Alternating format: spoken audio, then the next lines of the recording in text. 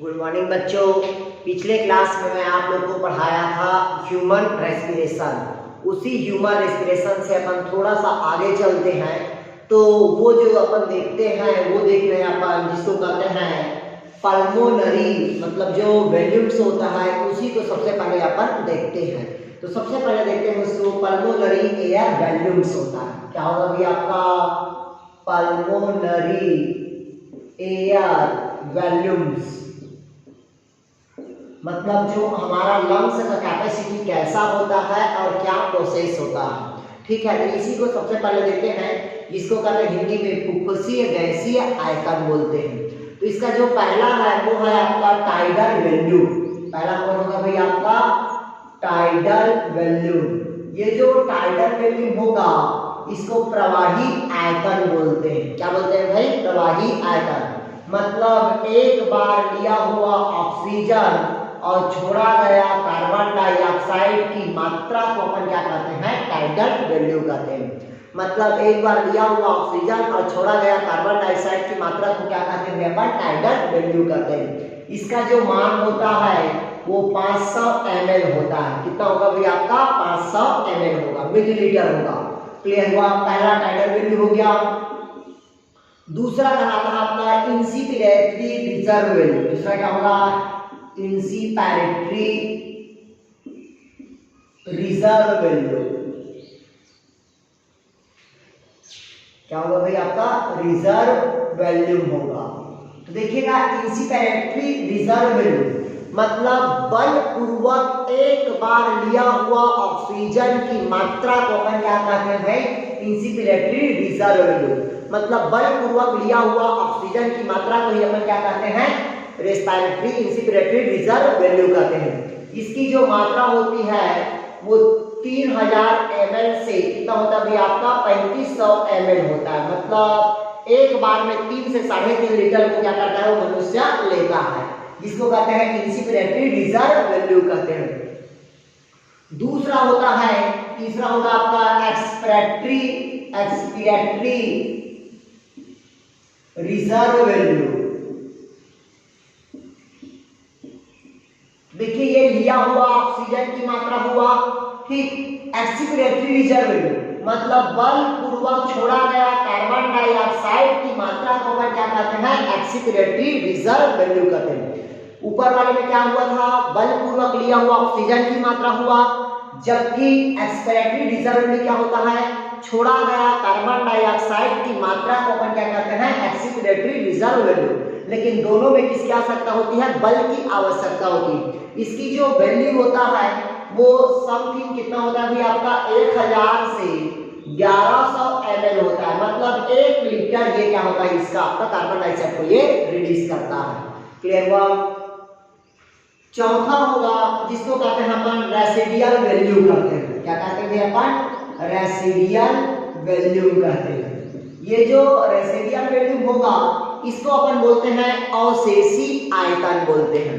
मतलब लिया हुआ ऑक्सीजन और छोड़ा गया कार्बन डाइऑक्साइड से जो शेष बचता है वही कहलाता है आपका अवशेषी वैल्यू कहलाता है।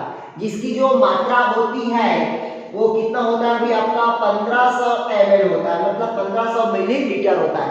1.5 लीटर के आसपास हमारे जो लंग्स में क्या होता है भाई आपका? ऑक्सीजन संग्रहित होता है। उसे कहते हैं अपन रेसिडियल वैल्यू कहते हैं, जिसको कहते हैं अवशेषी आयतन बोलते हैं। अगला जो पांचवा होता है, अगला बोलते हैं आपका वाइटल कैपेसिटी। क्या होगा भाई? Vital capacity. तो ये जो वाइटल कैपेसिटी मतलब होता है जैव क्षमता होता है। क्या होता है भाई आपका? जैव क्षमता। ये जो जैव क्षमता होता है इसको बोलते हैं Vc बराबर Tv plus IRV plus ERV होता है। मतलब वाइटल कैपेसिटी बराबर tidal value plus inspiration reserve value plus ERV value. मतलब सबको अगर जोड़ दे तो इसकी जो वैल्यू होगा वो 4500 ml से कितना होगा अभी आपका? 5000 ml होगा। मतलब 4.5 लीटर से कितना लीटर होगा आपका? 5 लीटर तक की इसकी आयतन होती है। इसकी तो वाइटल कैपेसिटी की, जिसको कहते हैं अपन जैव क्षमता कहते हैं। क्लियर हुआ? अब अगला कहता है कि आपका टोटल लंग्स कैपेसिटी, अगला क्या होगा भैया आपका total lungs capacity. Lungs capacity मतलब हमारे जो लंग्स है उसका कितना कैपेसिटी होता है और कितना उसका क्षमता होता है। तो देखिएगा ये जो क्षमता होता है total lungs capacity, total lungs capacity बराबर होता है आपका इंस्पिरेशन रिजर्व वैल्यू प्लस होगा आपका टाइडल वैल्यू प्लस होगा आपका ईआरवी प्लस होगा आपका रिजर्व वैल्यू, मतलब सभी को मिला दिया जाए तो ये कहलाता है हमारा टोटल लंग्स कैपेसिटी होता है। क्लियर हुआ? इसके बाद एक और होता है आपका डेड स्पेस। सबका क्या होगा भी आपका डेड स्पेस। तो ये जो डेड स्पेस होगा इसमें जो इसका जो ml होता है 150 ml क्या रहता है आपका उपस्थित होता है आपका एयर। क्लियर हुआ? तो इस प्रकार से आपका क्या हो गया पल्मोनरी एयर वैल्यूज हुआ। पहला क्या बताया टाइडल वैल्यू प्रवाही आयतन, लिया हुआ ऑक्सीजन और छोड़ा गया कार्बन डाइऑक्साइड के अनुपात को क्या कहते हैं आपका मतलब क्या कहते हैं टाइडल वैल्यू कितना रहता है आपका 500 ml। दूसरा क्या होगा आपका इंसिपिरेटरी रिजर्व वैल्यू मतलब बलपूर्वक लिया हुआ ऑक्सीजन की मात्रा को क्या कहते हैं इंसिपिरेटर रिजर्व वैल्यू, जिसका मात्रा 3000 से कितना होगा आपका 3500 ml मतलब 3 लीटर से 3.5 लीटर। तीसरा होता है आपका एक्सिपिरेटरी रिजर्व वैल्यू मतलब बलपूर्वक छोड़ा गया कार्बन डाइऑक्साइड की मात्रा को क्या कहते हैं एक्सिपिरेटरी रिजर्व वैल्यू, कितना होगा आपका 1000 से 1100 ml होगा। अगला होता है आपका रेसिडियल वैल्यू जिसको बोलते हैं अवशेषी आयतन। तो बलपूर्वक लिया हुआ ऑक्सीजन और बलपूर्वक छोड़ा गया कार्बन डाइऑक्साइड से जो शेष बचता है वही कहलाता हमारा रेसिडियल वैल्यू कहते हैं, जो 1500 ml बचता है। ठीक, अगला होता है वाइटल कैपेसिटी जैव क्षमता। तो जैव क्षमता बराबर होता है आपका टाइडल वैल्यू प्लस एनसीआरवी प्लस एक्सीआरवी, इन तीनों के मिलाकर अपन क्या कहते हैं वाइटल कैपेसिटी कहते हैं। अगला होता है टोटल लंग्स कैपेसिटी। तो inspiration reserve value plus tidal value plus expiration reserve value plus residual value, इन सभी चारों को मिला दिया जाए तो ये कहलाता हमारा टोटल लंग्स कैपेसिटी होता है। जो हमारी टोटल लंग्स कैपेसिटी की जो क्षमता होती है वो 5 लीटर से समथिंग कितना होता है भी आपका 6 लीटर के आसपास होता है। इसी का है आपका डेड स्पेस। जब मनुष्य क्या होता है मृत्यु के अवकाश में आता है तब उसकी बॉडी में कितना ml रहता है भी आपका 150 ml क्या होता है आपका एयर रहता है। तभी इसमें क्या होता है भी आपका वेंटिलेटर पे लेके जाते हैं। ठीक है, जब ये सर्वाइव नहीं कर पाता तो उसको मृत घोषित कर दिया जाता है। तो ये कहलाता है आपका पल्मोनरी एयर वैल्यूज कहलाता है। क्लियर हुआ? अब इसके बाद जो छोटा छोटा है उसमें और होता है आपका ऑक्सीजन विघटन वक्र। अगला देखते हैं अपन इसी का छोटा सा पॉइंट कभी कभी पूछ देता है ऑक्सीजन विघटन वक्र क्या है।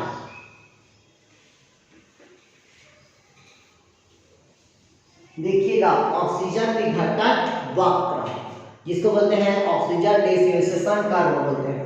ऑक्सीजन डिसोसिएशन कर्व बोलते हैं। देखिएगा ऑक्सीजन डिसोसिएशन कर्व मतलब ऑक्सीजन विघटन वक्र कहते हैं। तो देखिएगा जो ऑक्सीजन की ये जो हीमोग्लोबिन है एक बार किसके साथ दोस्ती करता है ऑक्सीजन के साथ दोस्ती करता है तो बनाता है आपका ऑक्सी हीमोग्लोबिन। एक साथ ये हीमोग्लोबिन किसके साथ क्रिया करता है आपका कार्बन डाइऑक्साइड के साथ करता है। ये बनाता है आपका क्या बना देता है आपका बाइकार्ब मतलब क्या बना दिया आपका बाइकार्बोनेट बना दिया। क्या बना दिया आपका बाइकार्बोनेट बना दिया। क्लियर है? तो ये जो ऑक्सीजन होता है एक बार हीमोग्लोबिन के साथ दोस्ती करेगा और एक बार ये कार्बन डाइऑक्साइड किसके साथ दोस्ती करेगा हीमोग्लोबिन के साथ करते हैं। और इसकी जो मात्रा होता है वो ऑक्सीजन के साथ क्या होगा ज्यादा होगा और कार्बन डाइऑक्साइड के साथ उसकी मात्रा क्या होता है कम होता है। और इसी कारण इसको क्या कहते हैं ऑक्सीजन डिसोसिएशन कर्व बोलते हैं। क्यों? क्योंकि जब हीमोग्लोबिन ऑक्सीजन के साथ दोस्ती करता है इसकी मात्रा ज्यादा बढ़ती है, जब यही हीमोग्लोबिन कार्बन डाइऑक्साइड की दोस्ती करती है तो इसकी मात्रा कम हो जाती है। तो इसमें गिरावट आती है, इसे कहते हैं हम ऑक्सीजन डिसोसिएशन कर्व कहते हैं। क्लियर हुआ? फिर अगला होता है आपका बोहर प्रभाव होता है। अगला कौन सा होता है आपका बोहर प्रभाव। तो अगला देखते हैं अपन बोहर इफेक्ट पर देखते हैं। क्या देखते हैं भाई अपन, बोहर इफेक्ट। देखिएगा बोहर इफेक्ट क्या होता है, मतलब जो बोहर इफेक्ट ये कहता है कि ऑक्सीजन ऐसे जगह में पहुंच जाती है जहां पास कार्बन डाइऑक्साइड की मात्रा क्या होती है, ज्यादा होती है। तो उस जगह से कार्बन डाइऑक्साइड ही ऑक्सीजन को बाहर निकालने में क्या करता है, हेल्प प्रदान करता है। इस क्रिया को ही अपन क्या कहते हैं भाई, बोहर इफेक्ट कहते हैं। क्लियर हुआ, मतलब ऑक्सीजन उस जगह में पहुंच जाती है जहां पास कार्बन डाइऑक्साइड की मात्रा क्या होती है, अधिक होती है। तो उस जगह से ऑक्सीजन को बाहर निकालने के लिए ही कार्बन डाइऑक्साइड क्या करता है, हेल्प प्रदान करता है या सहायता प्रदान करता है। इसी कारण इस प्रभाव को अपन क्या कहते हैं भाई, बोहर इफेक्ट कहते हैं। क्लियर है। अब इसके बाद देखते हैं अपन श्वसन संबंधित क्या देखते हैं भाई, अपन बीमारी देखते हैं। क्या देखते हैं भाई, श्वसन संबंधित कुछ बीमारी। तो श्वसन संबंधित जो बीमारी होगा, मतलब जिसको कहते हैं डिसऑर्डर, तो देखिएगा इसमें कौन कौन सा डिसऑर्डर होता है। ठीक है, इसमें से पहला जो डिसऑर्डर होता है वो है आपका कफिंग होता है। पहला कौन होगा भी, आपका कफिंग होगा। कफिंग मतलब क्या होता है अभी आपको पता हो गया होगा, खांसना। तो ये जो खांसते होते हैं, ये इसका जो ये नर्वस सिस्टम के द्वारा क्या करता है, कंट्रोल करता है। लेकिन इसकी जो ब्रोंकाई होता है उसमें कोई भी बाह्य पदार्थ पहुंच जाता है। क्या कौन सा पदार्थ पहुंच जाता है भाई, ब्रोंकाई में। याद रखना, ब्रोंकाई में कोई बाह्य पदार्थ पहुंच जाता है जिसके कारण हमको क्या आता है, आपका खांसना आता है। क्लियर है। दूसरा कहता है आपका काली खांसी। दूसरा कौन सा खांसी कहता है भाई, आपका काली खांसी। तो देखिएगा ये जो काली खांसी की बात कर रहे हैं, जिसको ओपिंग कफ बोलते हैं, ये हीमोफिलस संक्रमण के कारण होता है। किसके कारण होता है भाई, आपका हीमोफिलस संक्रमण के कारण होता है। कौन सी होता है, आपका काली खांसी होता है। क्लियर है। अगला होता है आपका तीसरा निमोनिया। क्या होगा भाई, तीसरा निमोनिया।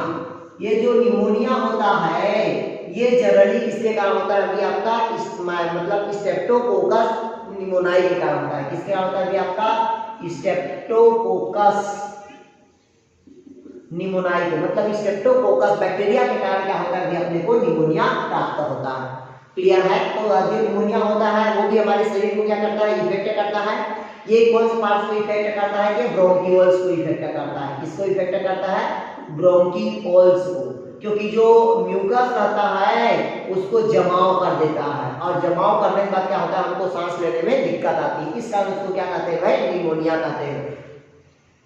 अगला होता है आपका टीबी।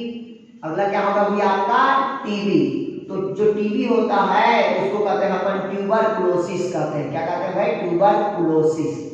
ठीक है, इसी को अपन तपेदिक कहते हैं। ये बैक्टीरिया के कारण होता है। कौन सा बैक्टीरिया होता है, तो माइक्रोबैक्टीरियम ट्यूबरकुलोसिस होता है। क्लियर हुआ। फिर छींकना। तो छींकना तो आम बात होता है, ठीक है, लेकिन ये किसी बाह्य उद्दीपन के कारण क्या होता है, हमको छींकना आता है। अगला होता है आपका अस्थमा। तो ये पोलन ग्लैंड के कारण क्या होता है, आपका अस्थमा होता है। ठीक है। अगला होता है आपका सिलिकोसिस। तो जो फेफड़ा होता है उसमें सिलिकॉन के जो पार्टिकल्स चला जाता है, इस कारण उसको क्या कहते हैं भाई, सिलिकोसिस कहते हैं। क्लियर हुआ। अगला होता है इसमें एडम एम्पल्स। तो जो आपका लैरिंक्स होता है उसमें स्वाइलिंग हो जाता है, तब उसे अपन क्या कहते हैं, एडम एम्पल्स कहते हैं। क्लियर है। तो इतना ही है आपका इसमें ठीक है, मनुष्य का रेस्पिरेशन संबंधित क्वेश्चन में से। ठीक है, जो मैं आप लोगों को क्या किया था, पढ़ा दिया हूँ। ठीक है। अगला जो मैं आप लोग को वीडियो बताऊंगा वो पढ़ाऊंगा, मैं आप लोग को क्या पढ़ाऊंगा भाई, ये रहेगा आप लोग का शारीरिक द्रव एवं परिसंचरण। क्या पढ़ाऊंगा भाई आप लोग को, बॉडी फ्लूइड एंड सर्कुलेशन। ठीक है दोस्त, ओके, तो आज इतना ही पढ़ते हैं। Okay, thank you.